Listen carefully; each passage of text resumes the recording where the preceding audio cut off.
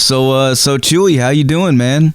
I'm pretty good, Zach. Thanks for having me. You're welcome. Thank you for taking the time. How are you? I'm doing great, man. Good. So there's a whole lot going on in the world of Voivod, man. I got to ask you, tell us about it. Like you just released a new album this year, and you guys already have an EP coming out, and there's a lot of stuff going on. Some reissues, we've been busy during when the world stopped doing streaming shows online and started to play shows again and touring again, and it feels great. And so before we wrote the album, I had this idea to maybe try a cover of Ultraman, and with all the Japanese character and a superhero. And we all grew up with watching a French version of it in Quebec. It was on TV, and we never saw something like that, and it did quite an impression on all of us at different ages. And so I had this idea just for fun. I demoed it on my computer and tried to do somewhat of a medley of it, and I proposed it to the guys, and they were all in. So here we are with a new EP with different version of it actually, and two live tracks that were not released yet. Very cool, man. So now you joined the band in 2008, correct? Yes, it's correct. Can you tell us what's it been like so far? The journey so far.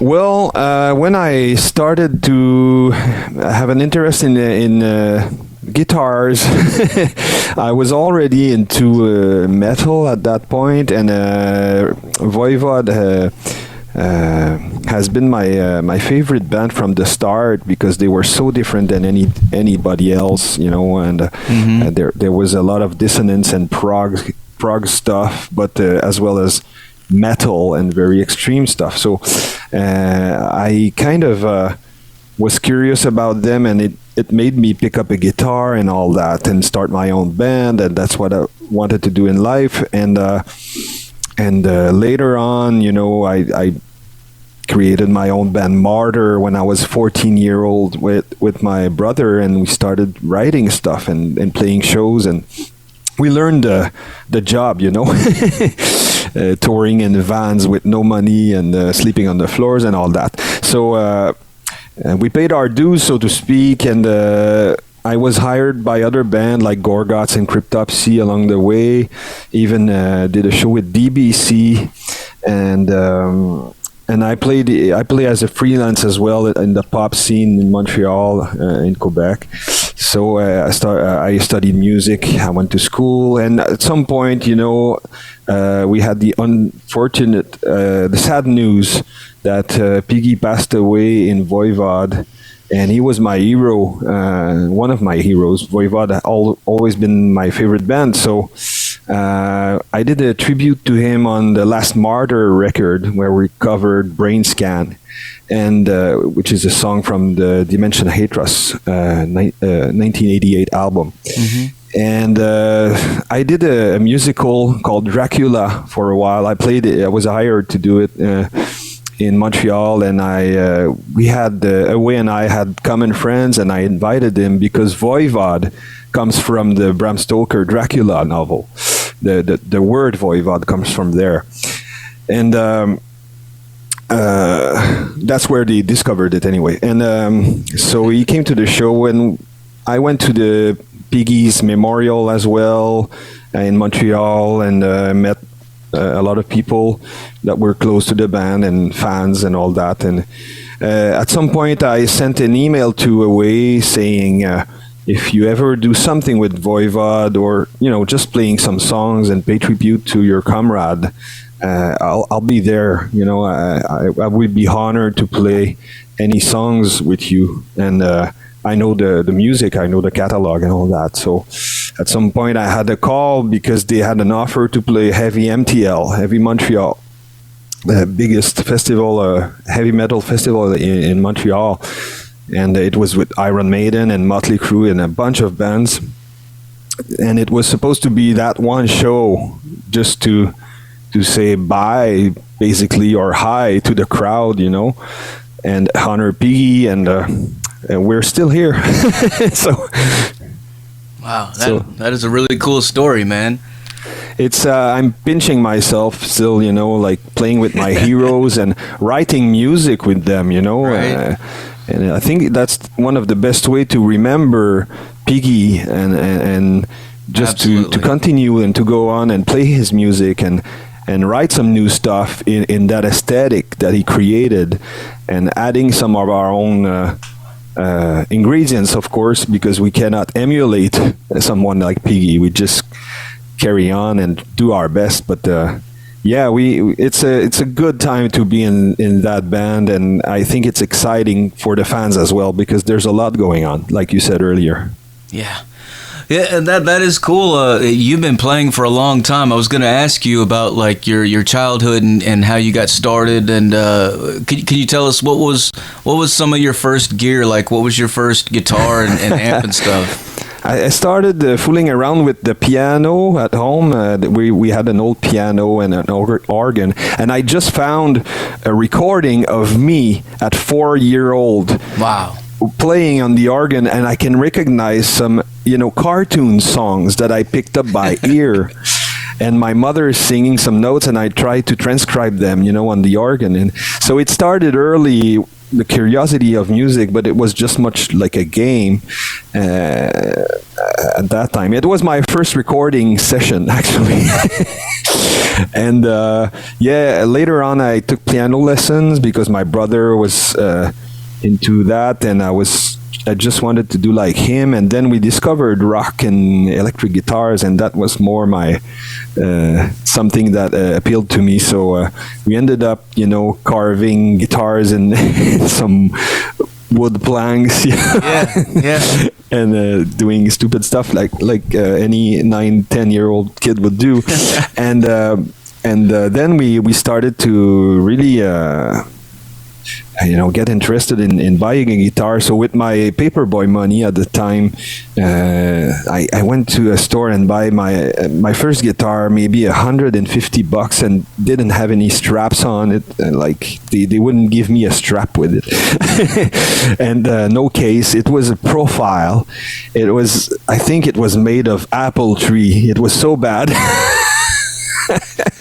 The wood was all, really bad guitar, but that's the best way to learn. If you can make a good sound out of a guitar like that, you achieved something. So, and I didn't have an amp, so I waited another year to buy my first amp. So I would put my neck, the head of my neck against the wall, so the vibration of the wall could give me a little bit more volume, or a cardboard box, or a table.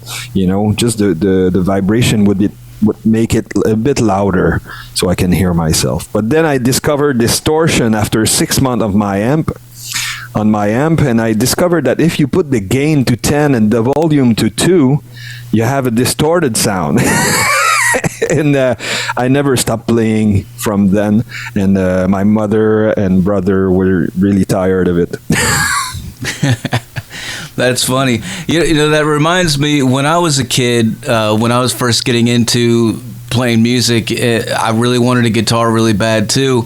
And what I was doing was taking cardboard boxes and drawing the shapes of the different guitars that I would see, on the videos and in the magazines, and I would cut them out, and make my own, and just sit in my room and basically play air guitar on them.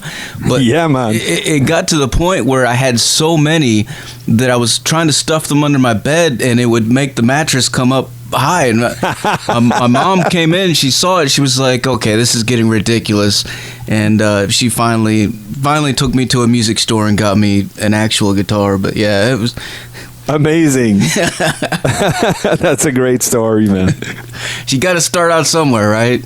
Exactly. And when it becomes an obsession, then you have no choice. You have to. Yeah. All right. Well, another thing I wanted to ask you about is I'm good friends with another band called Gravehuffer, and they recently released an album that you did a cameo on one of the songs, Sights to the Sky. Can you tell us about that? Yeah, I had a message a few years back, I think, about playing a solo on one of their songs, and it has a connection with space and Yuri Gagarin, I think. So, so I liked the songs and the project, and the guys were really cool. So I recorded a solo, and now it's out there, so you can check it out. It was really fun to do.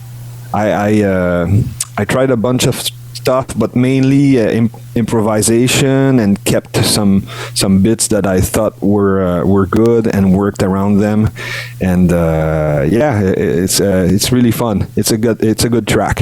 Yeah, it turned out great, man. Thanks. You're welcome. So you guys have some. I know you have some show dates coming up. You want to let us know about that? Yeah, we're going in Europe again in 2 or 3 weeks. Actually, we're going with supporting Opeth on their tour. We're doing like maybe 3 weeks with them in Europe, playing all over the place, and then we are going to do headline shows through the tour, but after the tour as well. Mainly after the tour, we're going to Italy and Turkey and Greece and other places I don't know by heart, but it's going to be a long tour like we used to do pre-pandemic, and it's gonna feel good for sure, seeing old friends and play a bunch of new songs on stage and reconnect with the Voivodians out there. We're really looking forward to it. We just rehearsed yesterday and practiced some new songs we never played, and it's gonna be fun. Awesome, man. Awesome. Hell yeah. Well, Chewy, is there any looking back on your career? Is there any moments or backstage stories or anything like that you want to share that pop out in your head? There's so many, I remember being very impressed the first time I went to Europe, and we played festivals. We played with Heaven and Hell with Rodney James Dio at the time. It was 2009, so at the end of his life, and we're still kicking like nobody's like him. We played with Motorhead a few times.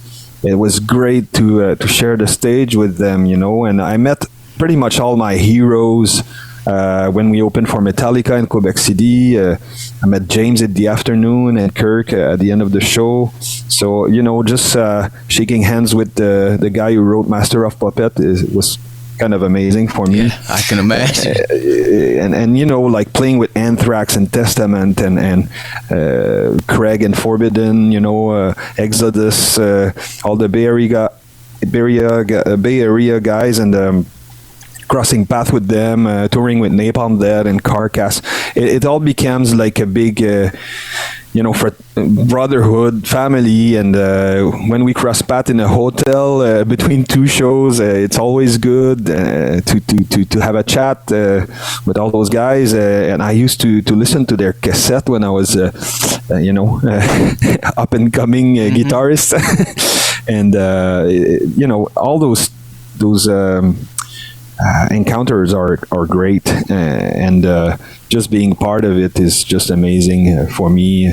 Crazy stories, there's many crazy stories, but some of them we'll keep private. But we are a pretty mellow band. We're on the road. We're all over 45, and the crazy years are way far behind. Hell yeah. All right, man. Well, I'm about out of questions for you. Is there anything else you want to let the people know?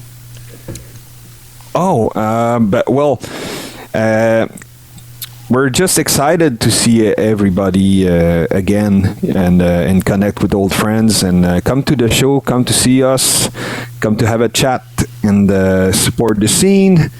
And thanks for your work, Zach. We need guys like you to share the love of metal and this music scene for sure. Hey man, it's my pleasure, dude. You know, the way that you speak about meeting your heroes and hanging out with them and stuff like that, it's sort of like the same thing for me, just to do these interviews. And you know, we just had a festival a couple weeks ago here in Tennessee, and I got to meet a bunch of guys that I've been jamming their songs forever. So it's